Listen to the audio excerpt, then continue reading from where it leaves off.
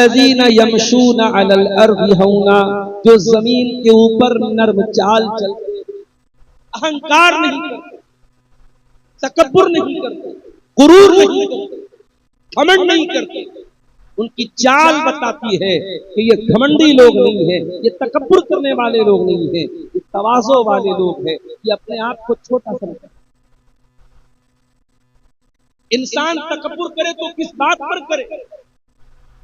इंसान अपनी पैदाइश पर गौर करे, इंसान पैदा कैसे हुआ? अयहसबुल इंसानु अन युत्रका सुदा अलम यकुन नुत्फतम मिन मनिय्यिन युम्ना तुम्मा काना अलक़तन फखलक़ फसव्वा। ऐ इंसान, जरा तू अपनी पैदाइश के ऊपर गौर कर, जरा तू अपनी सृष्टि के ऊपर गौर कर, अपनी तख्लीक के ऊपर गौर कर। तो पैदा कैसे किया गया? तो एक मनी के कतरे से, एक स्पर्म की दूध से तुझको पैदा किया गया, और फिर तू एक जमा हुआ खून बन गया, फिर तू गोश्त का लोथड़ा बन गया, फिर तू जीता जागता इंसान बन गया। ऐ इंसान, एक हकीर पानी के कतरे से पैदा होने वाले इंसान, तू अपनी जात पर गुरूर क्यों करता है, तकब्बुर क्यों करता है? इंसान किस बात पर तकब्बुर करता है? अगर इंसान को अपनी दौलत पर तकब्बुर है तो इंसान याद रखे, इस दुनिया में बहुत बड़े बड़े दौलतमंद आए, बहुत बड़ा दौलत वाला था कारून, इतनी दौलत थी कारून के पास के कुरान कहता है वह आतैनाहु मिनल कुनूज़ि मा इन्न मफातिहहु लतनूअ बिल उस्बति उलिल कुव्वा। हमने कारून को इतनी दौलत दी थी, इतना खजाना दिया था कि कारून के खजानों की चाबियों को बहुत सारे पहलवान बड़ी मुश्किल से उठाते। अंजाम क्या हुआ कारून का? कारून को अपनी दौलत पर बड़ा नाज था, बड़ा गुरूर था, बड़ा तकब्बुर था। अंजाम क्या हुआ? अल्लाह कहता है फखसफना बिही व बिदारिहिल अर्ज़, हमने कारून को जमीन दिया, हमने कारून के महल को जमीन में दसा दिया, हमने कारून के खजाने को जमीन में दसा दिया, अपनी सारी दौलत के साथ कारून जमीन के अंदर दसा दिया गया। कभी दौलत पर गुरूर मत करना मेरा, ये दौलत आज है कल नहीं होगी। बड़े बड़े करोड़पति अरबपति लोग आज भिखारी बन गए, आज दूसरों के मुहताज बन गए, और जो कल तक भिखारी थे, फकीर थे, आज वो करोड़पति बन गए। कभी दौलत पर गुरूर मत करना, कभी अपनी खूबसूरती पर गुरूर मत करना। ये खूबसूरती एक दिन ढल जाएगी, ये खूबसूरत चेहरा एक दिन झुर्रियों से भर जाएगा। ये चेहरा, जिस चेहरे की खूबसूरती पर नाश करते हो, इस चेहरे पर सिलवटें पड़ जाएंगी, इस चेहरे पर झुर्रियां पड़, ये बाल सफेद हो जाएंगे, ये बदन कमजोर पड़ जाएगा। ना अपनी खूबसूरती पर गुरूर करो, ना अपनी ताकत पर गुरूर करो, ना अपनी दौलत पर गुरूर करो। अल्लाह ताला कहता है मेरे स्पेशल बंदे वो हैं जो जमीन के ऊपर तकब्बुर नहीं करते, गुरूर। इसीलिए अल्लाह ताला कुरान के 15वें पारे में फरमाता है वला तमशी फिल अर्ज़ि मरहा, जमीन में अकड़ करके न चला करो, इन्नका लन तखरिकल अर्ज़ वलन तबलुगल जिबाला तूला, ना तो तू जमीन को फाड़ सकता है, ना तू आसमान की पहाड़ों की बुलंदियों पर चढ़ सकता है। ऐ इंसान, तू अकड़ करके क्यों चलता है, तू तकब्बुर क्यों करता है? 4 पैसे आ गए, जरा सी समाज में इज्जत मिल गई तो अपने स्टेटस पर, अपने मकाम पर, अपने ओहदे पर, अपनी कुर्सी पर कोई गुरूर न करे। गुरूर करना इब्लीस का तरीका है, तकब्बुर करना इब्लीस का तरीका है, और अपने आप को डाउन रखना, अपने आप को कमजोर समझना, अपने आप को छोटा समझना, ये नबियों की सुन्नत है मेरे प्यारे। अरे भाई इतना बोल रहे तो नीचे कर दो भाई, क्यों बिला वजह की टेंशन? थोड़ा ऊंचा ऊंचा स्टैंड, थोड़ा नीचा करो, थोड़ा नीचा। तकब्बुर करना और गुरूर करना ये शैतान की अलामत है। अल्लाह फरमाता है व इबादुर रहमानिल्लज़ीना यमशूना अलल अर्ज़ि हौना, अल्लाह के खास बंदे वो हैं जो जमीन के ऊपर नर्म चाल चलते हैं, जो जमीन के ऊपर तकब्बुर नहीं करते, घमंड नहीं करते। अच्छा, यहां एक सवाल पैदा होता है, एक इंसान अच्छा कपड़ा पहनता है, नया जूता पहनता है, अब वो घर से बाहर निकला, उसका कपड़ा खूबसूरत है, उसका जूता खूबसूरत है। अब कोई दूसरा आदमी ऐसा मिल गया जिसका कपड़ा उतना अच्छा नहीं है, जिसका जूता उतना अच्छा नहीं है। अब जाहिर है, एक नेचुरल बात है, एक प्राकृतिक बात है, कुदरती बात है, जब आप अपने से कमजोर इंसान को देखेंगे, अपने से कमतर इंसान को देखेंगे, आपका कपड़ा कीमती है, आपका जूता कीमती है, तो आपके दिल और दिमाग में कहीं ये बात आ सकती है कि मैं इससे अच्छा हूं, मैं इससे खूबसूरत हूं, मैं इससे बेहतर हूं। तो क्या ऐसी थिंकिंग का पैदा होना, ऐसे विचार का दिमाग में आना, ऐसी सोच का दिमाग में आना, क्या यह भी तकब्बुर है? आइए एक हदीस पढ़ते हैं। अल्लाह के नबी फरमाते हैं, जिस इंसान के दिल में जर्रा बराबर तकब्बुर होगा वो जन्नत में नहीं जाएगा।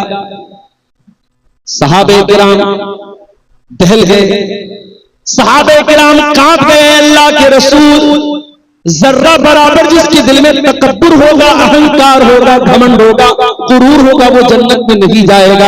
ऐ अल्लाह के नबी, हम में से हर इंसान चाहता है उसका कपड़ा अच्छा हो, हर इंसान चाहता है उसका जूता अच्छा हो, अच्छा जूता पहन के निकले, अच्छा कपड़ा पहन के निकले। अब किसी दूसरे को देख करके अगर अपने आप को बड़ा समझ लिया तो ऐ अल्लाह के नबी, ये तो बड़ा घाटे का सौदा है। एक जरा सा तकब्बुर पैदा होगा और इंसान जहन्नम में चला जाएगा। आपने फरमाया, ऐ मेरे सहाबा, तकब्बुर ये नहीं है कि इंसान अच्छा कपड़ा ना पहने, तकब्बुर ये नहीं है कि इंसान अच्छा जूता न पहने। आपने फरमाया, इन्नल्लाह जमीलुन युहिब्बुल जमाल, अल्लाह ताला खूबसूरत है और अल्लाह ताला खूबसूरती को पसंद करता है। ये बड़ी प्यारी बात है। अल्लाह ताला खूबसूरत है, साहिबे जमाल है, अल्लाह जमील है और जमाल को पसंद है। कभी गौर कीजिए, अल्लाह ताला की कायनात कितनी खूबसूरत। ज्यादा दूर न जाइए, आप अपने गांव में निकल जाइए, खेतों और खलियानों पे जाके देखिए, गंगा के किनारे जाके जरा देखिए सूरज के डूबने का मंजर, जरा किसी नदी और पहाड़ के करीब जाके देखिए, दुनिया की सारी खूबसूरती फेल है मेरे प्यारे साथियों, अल्लाह ताला के क्रिएशन की खूबसूरती, अल्लाह की कुदरत की खूबसूरती के आगे दुनिया की सारी खूबसूरती फेल है। अल्लाह खूबसूरत है और अल्लाह ने इस कायनात को बहुत खूबसूरत बनाया है। आप अच्छा कपड़ा पहने, अच्छा जूता पहने, इस्लाम को इस पर कोई आपत्ति नहीं है। अल्लाह ताला के नजदीक इसमें कोई हर्ज की बात नहीं। फिर तकब्बुर क्या है? अब तकब्बुर की परिभाषा, तकब्बुर की डिफिनीशन अल्लाह के नबी की जुबान पर।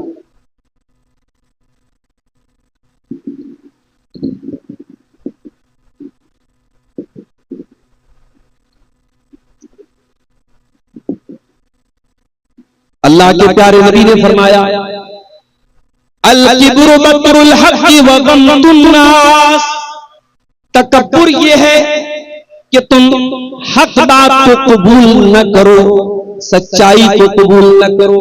तुम्हारे सामने सच्चाई पेश की जाए, हक बात पेश की जाए और फिर भी तुम हक बात को कबूल न करो, ये तकब्बुर है। वह गम्तुन नास, और तुम लोगों को हकीर समझो, लोगों को अपने से छोटा समझो, लोगों को के ऊपर अपने आप को ऊंचा समझो, सुपीरियर समझो, ये तकब्बुर है। और इस तकब्बुर को अल्लाह माफ नहीं करे। तो रहमान के बंदे जब जमीन पर चलते हैं तो नरम चलते हैं, ये उनकी पहली पहचान। दूसरी पहचान, व इज़ा खातबहुमुल जाहिलून क़ालू सलामा, और रहमान के बंदों की दूसरी पहचान ये है, जब जाहिल उनके मुंह लगते हैं, जब जाहिल उनसे कन्वर्सेशन करते हैं, जब जाहिल उनसे बातचीत करते हैं और जिहालत पर उतर जाते हैं, तो वो ईंट का जवाब पत्थर से नहीं देते, वो शेर का जवाब सवा शेर से नहीं देते, वो जाहिल का जवाब खामोशी से देते हैं, वो सलाम कह करके आगे गुजर जाते हैं। भाई हमारा मिजाज क्या है? हमारा मिजाज तो यही है कि हम किसी से कम थोड़ी, उसने हमें कैसे बोल दिया, उसने हमें कैसे उल्टा सीधा बोल दिया, हम तो ईंट का जवाब पत्थर से देंगे, हम तो शेर का जवाब सवा शेर से देंगे। नहीं, अल्लाह कह रहा है कि मेरे स्पेशल बंदे ऐसे नहीं। वइज़ा ख़ातबहुमुल जाहिलून क़ालू सलामा, वो जाहिल का जवाब जहालत से नहीं देते, वो गलत का जवाब गलत से नहीं देते। हमारी अक्सर लड़ाई क्यों होती है? हमारी रिश्तेदारियों में जो फूट पड़ती है, जो दुश्मनी होती है, क्यों होती है? उसने मुझे बोल दिया, उसने मुझे ऐसा कह दिया, उसने मेरे साथ ऐसा कर दिया, उसने अपनी लड़की की शादी में मुझको नहीं बुलाया, उसने अपनी यहाँ दावत में नहीं बुलाया, हम भी नहीं बुलाए। अल्लाह के नबी के पास एक आदमी आया, उसने कहा अल्लाह के नबी, मेरे कुछ रिश्तेदार हैं, मैं उनके साथ अच्छा सलूक करता हूं, वह युसीऊन इलैया, वो मेरे साथ बुरा सलूक करते हैं। ऐ अल्लाह के नबी, मैं उनके साथ अच्छा मामला करता हूं, वो मेरे साथ जहालत का मामला करते हैं। मैं उनके साथ नरमी का मामला करता हूं, वो मेरे साथ सख्ती का मामला करते हैं। आपने फरमाया, ऐ मेरे सहाबी, जब तक तू इस हाल में, जिस हाल में तू बता रहा है, तब तक अल्लाह ताला की तरफ से फरिश्ता बराबर तेरी मदद करता रहेगा। और जब तक तू ऐसा काम कर रहा है, तू अपने उन रिश्तेदारों के मुंह में जहन्नम की राख भर रहा है, जहन्नम की आग भर रहा है, क्योंकि वो तेरे नरमी के मुकाबले में सख्ती करके और तेरे एहसान के बदले बदसलूकी करके वो जहन्नम के हकदार बन रहे हैं, लेकिन तू जन्नत में अपना ठिकाना बना रहा है। ये इस्लाम का अखलाक है। अभी लखनऊ के अंदर क्रिसमस का त्योहार हमारे ईसाई मजहब के लोग मना रहे थे, उनके चर्च के पास दूसरे मजहब के लोग आए और वहां पे हुड़दंग मचाने लगे, बदतमीजी करने लगे। माफ कीजिए, हालांकि वो लोग मुसलमान नहीं थे, लेकिन ये बदतमीजी कि किसी दूसरे मजहब के त्योहार के मकाम पे जाकर अपने मजहब की का जो है प्रचार करना और वहां चीखना चिल्लाना, ये अखलाक के भी खिलाफ है, मानवता के भी खिलाफ है। आज मुल्क में नफरत का माहौल इस कदर बढ़ चुका है कि आज कभी मस्जिदों के सामने, कभी चर्च के सामने और कभी किसी दूसरे मजहब की इबादतगाह के सामने जाकर इस तरीके की बदतमीजी। इस्लाम के अंदर इस जहालत की कोई गुंजाइश नहीं। इस्लाम जाहिलों का मजहब नहीं है, इस्लाम बदतमीजी का मजहब नहीं है। इस्लाम अखलाक का नाम है, इस्लाम किरदार का नाम है, इस्लाम कैरेक्टर का नाम है। मेरे प्यारे साथियों, जाहिल का जवाब भी आपको जहालत से नहीं देना है, गाली का जवाब भी आपको गाली से। यहूदी बहुत बड़े कमबख्त थे, बहुत बड़े बदतमीज थे, गुस्ताख थे। यहूदी अल्लाह के नबी के पास आते हैं, अस्सलामु अलैकुम कहते हैं, लेकिन जरा सी जबान को घुमा लेते हैं और अस्सलामु अलैकुम कहने के बजाय वो अस्सलामु अलैकुम कहते हैं। देखिए, अरबी जबान बड़ी रिच जुबान है, बहुत रिच लैंग्वेज है। अस्सलामु अलैकुम की मीनिंग क्या है? तुम पर सलामती हो, तुम शांति से रहो, तुम समृद्धि से रहो, तुम खुश रहो। और अस्सलामु अलैकुम बोलो तुम मर जाओ। अरबी जबान इतनी रिच लैंग्वेज है कि एक लेटर खत्म हो गया, मीनिंग अपोजिट हो गई। अस्सलामु अलैकुम का मतलब तुम सलामत रहो और अस्सलामु अलैकुम मतलब तुम मर जाओ। यहूदियों ने अस्सलामु अलैकुम कहा, किसको? नबी। नबी ने सुन लिया। हजरत आयशा के कानों में यहूदियों के जुमले पड़ गए। जब यहूदियों ने अस्सलामु अलैकुम कहा, अम्मा आयशा को गुस्सा आया, उन्होंने फौरन जवाब दिया, वालैकुमुस्सलाम वल्लानतु, ऐ यहूदियों तुम पर भी मौत आए, तुम पर भी अल्लाह की लानत आए, तुम मर जाओ। अल्लाह के नबी ने देखा हजरत आयशा बड़े गुस्से में, बड़े जोश में, बड़े जज्बात में। आपने फरमाया, महलन या आयशा, अय आयशा ठहर जाओ, रुक जाओ, इतने जज्बात में क्यों आ रही हो, इतने तैश में क्यों आ रही हो?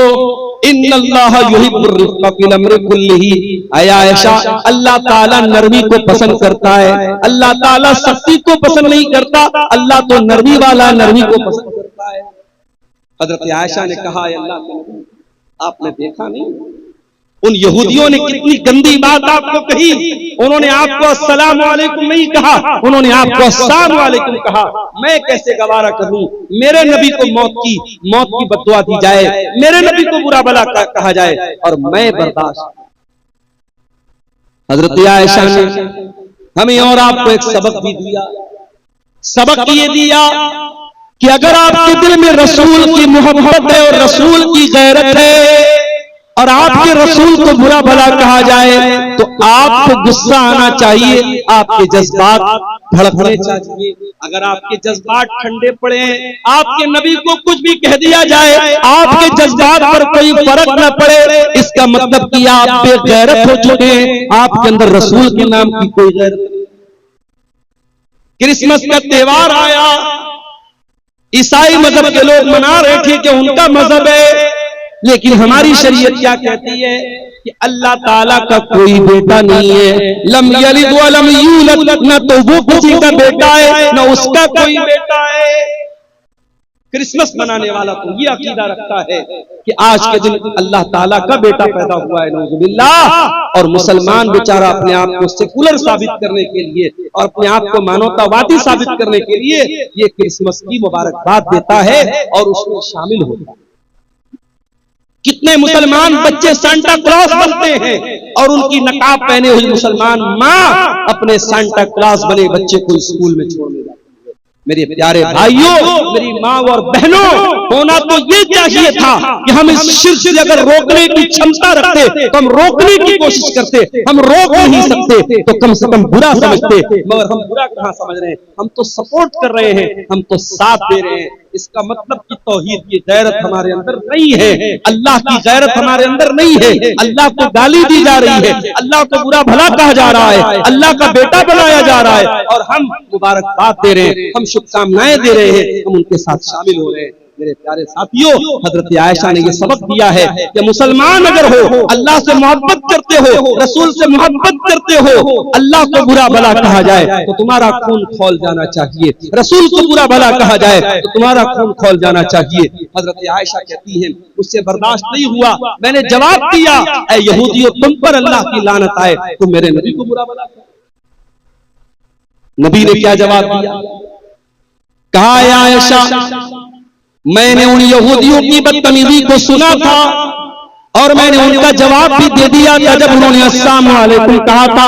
ऐ आयशा, मैंने जवाब दे दिया था, मैंने वा अलैकुम कह दिया था, उन्होंने कहा था अस्सलाम वालेकुम।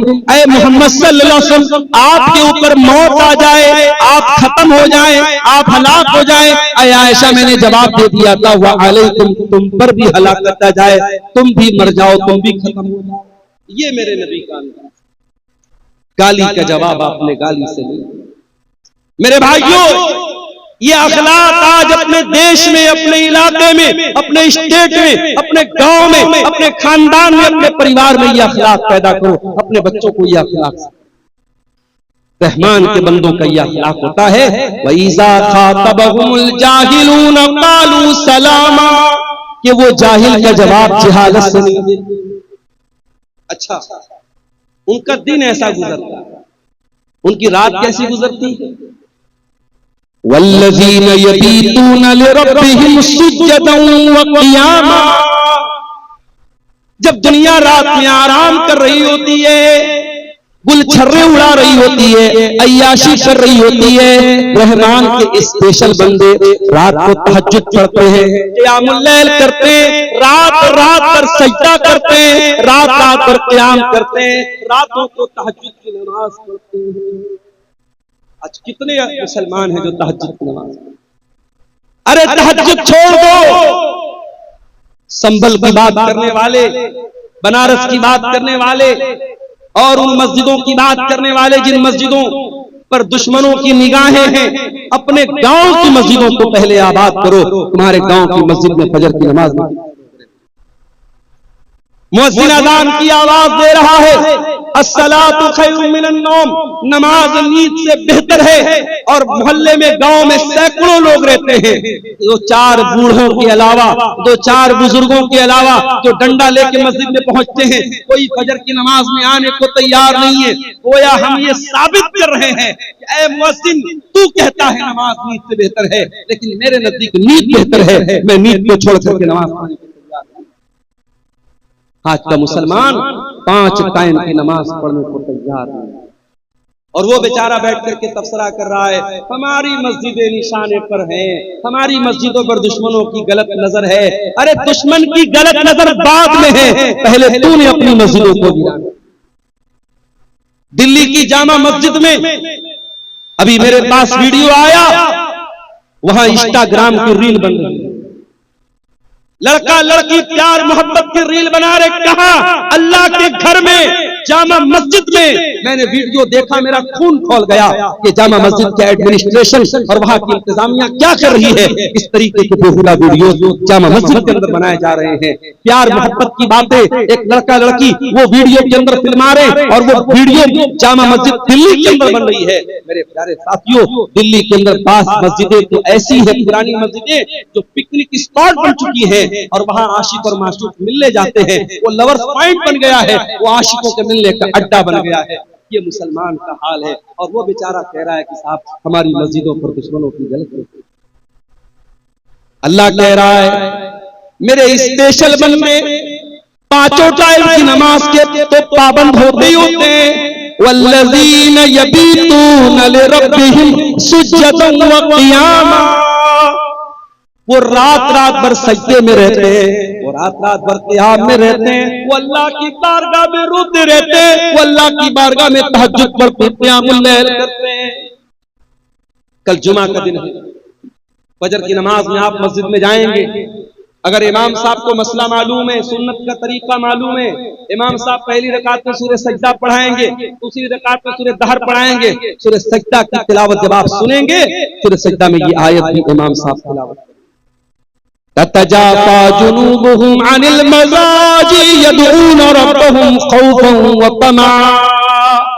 मेरे नेक बंदे वो हैं जो अपने बिस्तर से अलग रहते हैं। रातों में लोग सोए रहते हैं, मेरे नेक बंदे अपने बिस्तर से अलग होकर अल्लाह की बारगाह में रुकू कर रहे होते हैं, अल्लाह की बारगाह में सजदा कर रहे होते हैं। मेरे नेक बंदे तहज्जुद पढ़ते हैं, मेरे नेक बंदे क़ियामुल लैल।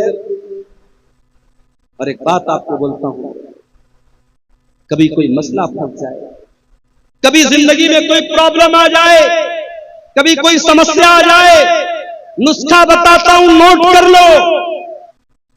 5 टाइम की नमाज की पाबंदी करो, और तहज्जुद की नमाज के लिए मोबाइल पर अलार्म सेट करो। फजर की अजान 5 बजे हो रही है, रात में 3 बजे उठो और वजू करके 8 रकात तहज्जुद की नमाज, मैक्सिमम 8 रकात। अगर 8 रकात पढ़ने की ताकत नहीं तो 6 भी पढ़ सकते हो, 6 की ताकत नहीं तो 4 भी पढ़ सकते हो, 4 की ताकत नहीं तो 2 भी पढ़ सकते हो। मिनिमम 2 रकात, मैक्सिमम 8 रकात तहज्जुद की नमाज पढ़ो, और उसके बाद अल्लाह के सामने अपनी झोली फैला दो। अय अल्लाह, शादी को 8 साल हो गए, तेरा बंदा औलाद की नेमत से महरूम है। अय अल्लाह, मेडिकल चेकअप करा लिया, डॉक्टर्स की रिपोर्टें नॉर्मल हैं, डॉक्टर का इलाज दुरुस्त है। अय अल्लाह, मेरे मेरे मेरे घर में बच्चे की किलकारी नहीं गूंज रही है, मेरी बीवी की गोद सूनी है। अय अल्लाह, मुझे औलाद की नेमत से नवाज दे। मेरे प्यारे साथियों, ये तजर्बा और मुशाहदा जो उलमा का और नेक लोगों का रहा है, वो मैं आपको बता रहा हूँ। तहज्जुद की नमाज में आप तहज्जुद की नमाज पढ़ने के बाद अल्लाह से वो चीजें मांगिए जो असंभव है, जो नामुमकिन है। अल्लाह ताला उस असंभव और नामुमकिन को इंशाअल्लाह तजर्बे और मुशाहदे की बात बता रहा हूँ, क्योंकि वो वक्त ऐसा है मेरे प्यारे साथियों, जब अल्लाह खुद आसमान दुनिया पर नाजिल होता है और अल्लाह खुद कहता है अपने बंदों से, मांगो मुझसे, मैं तुम्हारी पुकार को सुनूंगा, मुझसे मग़फ़िरत तलब करो, मैं तुम्हें माफ कर दूंगा, मुझसे सवाल करो, मैं तुम्हें दूंगा। अल्लाह देने के लिए उतरा है, अल्लाह दे रहा है। और मेरे प्यारे साथियों, हम इतने बदनसीब हैं, हम उस मुबारक वक्त को, उस अजीम घड़ी को हम उसको खो देते हैं। मेरे प्यारे साथियों, तहज्जुद की नमाज आपको बहुत कुछ ऐसा देगी जो आपको सोच के भी बाहर है, आपके तसव्वुर से भी बाहर है। अल्लाह कह रहा है, मेरे स्पेशल बंदे रातों को तहज्जुद की नमाज और आगे बढ़िए। अच्छा, तहज्जुद पढ़ते हैं इसका मतलब नेक लोग हैं। अब जब नेक लोग हैं तो उनको तो अपने आप पर एक खुशी होनी चाहिए कि साहब हम तो तहज्जुद पढ़ने वाले हैं, जन्नत तो हमारे बाप की होगी, जन्नत में तो हमारा रिजर्वेशन हो गया। नहीं, तो तहज्जुद पढ़ने के बावजूद अल्लाह के अजाब से डरते रहे। वल्लज़ीना यक़ूलूना रब्बना अस्रिफ अन्ना अज़ाब जहन्नम इन्न अज़ाबहा कान गरामा इन्नहा साअत मुस्तक़र्रन व मुक़ामा। रहमान के खास बंदे तहज्जुद की नमाज पढ़ते हैं, रात रात भर जागते हैं, लेकिन फिर भी अल्लाह से दुआएं करते कि ऐ परवरदिगार तू जहन्नम के अजाब से हमको बचा ले। इन्ना अज़ाबहा कान गरामा, जहन्नम का अजाब तो चिमट जाने वाला है, जहन्नम का अजाब तो चिपक जाने वाला है, जहन्नम का अजाब तो छोड़ने वाला नहीं है, जहन्नम की अजाब तो जान छोड़ने वाला नहीं है। आज 2-4 लाख रुपये हमने मस्जिद में दे दिया, 2-4 लाख रुपये हमने मदरसे में दे दिया, कोई जलसा करा दिया, कोई मस्जिद बनवा दी, कोई यतीमों की मदद कर दी, तो हम उतने ही पर बड़े फख्र से, बड़े गुरूर से हम अपने आप को समझते हैं कि साहब हमने तो बहुत बार तीर मार लिया, अब तो जन्नत हमारे बाप की हो गई। नहीं मेरे प्यारे साथियों, ये बहुत ही खतरनाक किस्म का तकब्बुर है कि इंसान अपनी नेकियों को, अपने नेक अमाल को अपनी नजात के लिए फाइनल समझे कि हाँ मैंने नेकी कर ली तो मेरी नजात हो गई। इंसान को नेकी करके भी डरना चाहिए, पता नहीं अल्लाह ताला ने उसकी नेकी कबूल की है। हजारों साल पहले जब इब्राहिम अलैहिस्सलाम ने खाने काबा को बनाया था, उनका बेटा इस्माइल भी अपने बाप के साथ खाने काबा को बना रहा था। दोनों बाप बेटे खाने काबा को बना रहे थे और बाप बेटे क्या दुआ कर रहे थे, कुरान बाप बेटों की दुआ को बयान कर रहा है। वह इज़ यरफ़उ इब्राहीम